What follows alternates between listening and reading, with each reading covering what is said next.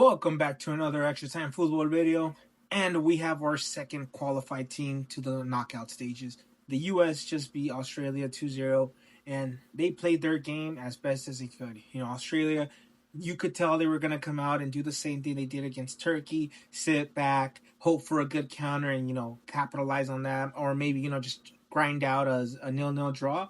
But the U.S. didn't let that happen. They came out from the start. They knew what they had to do. They knew they couldn't be as aggressive or as pressing as hard as they did against Paraguay. So they had to modify their game to better adjust the Australian style. And what better way than, to attack them the best way that you could infiltrate that defense.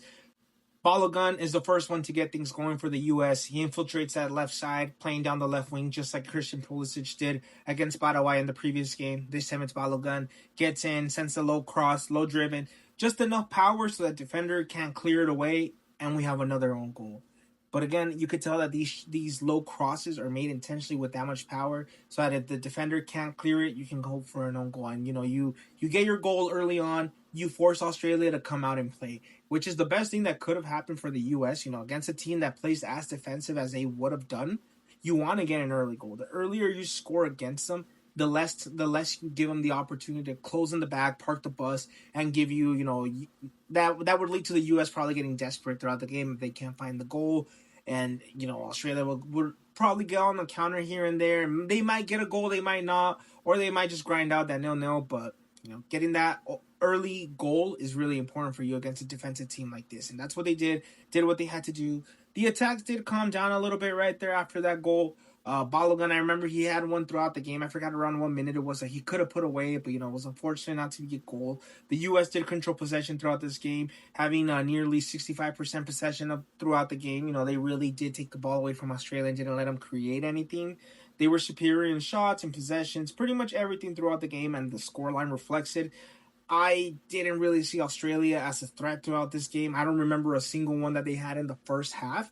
And, to end that first half, Alex Freeman gets that goal off of the lucky bounce from the shot from outside of the box. Yeah, at first, we all thought it was an offside, but after watching the review, you could clearly tell that he's onside going in for the ball. They killed the game in the first half. There was no need to come out and play really aggressive in the second half. No need to risk injuries or suspensions. Just play your game. Australia wasn't looking strong.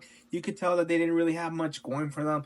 Or, maybe just the U.S. was doing that much of a good job to prevent them from having anything going. That midfield of McKennie, Tyler Adams, and Tillman, man, they just control the game so well. They dictate the play so well.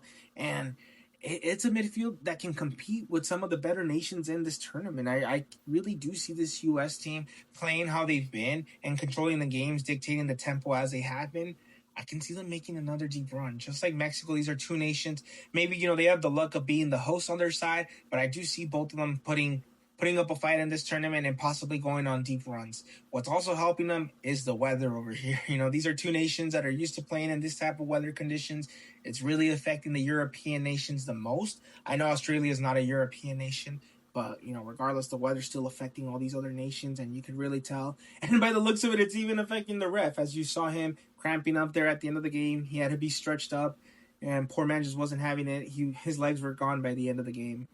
I keep being impressed by Robinson throughout this tournament. I know it's only 2 games in, but Anthony Robinson has been doing a hell of a job on that left side.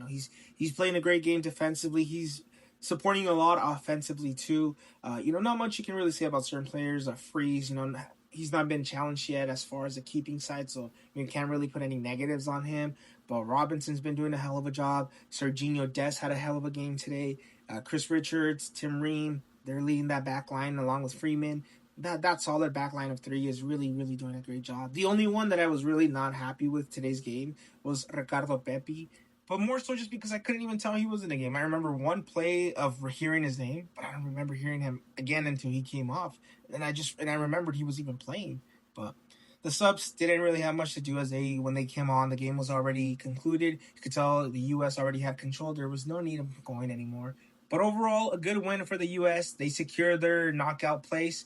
And if Turkey ties tonight or they lose, the U.S. secures top spot. Regardless of what happens in the game tonight, I don't see the U.S. letting go of first place in this group. So I still believe they'll either get a draw or a win against Turkey. I don't see Turkey getting that win over this U.S. side. So the U.S. is still going to qualify as winners of this group.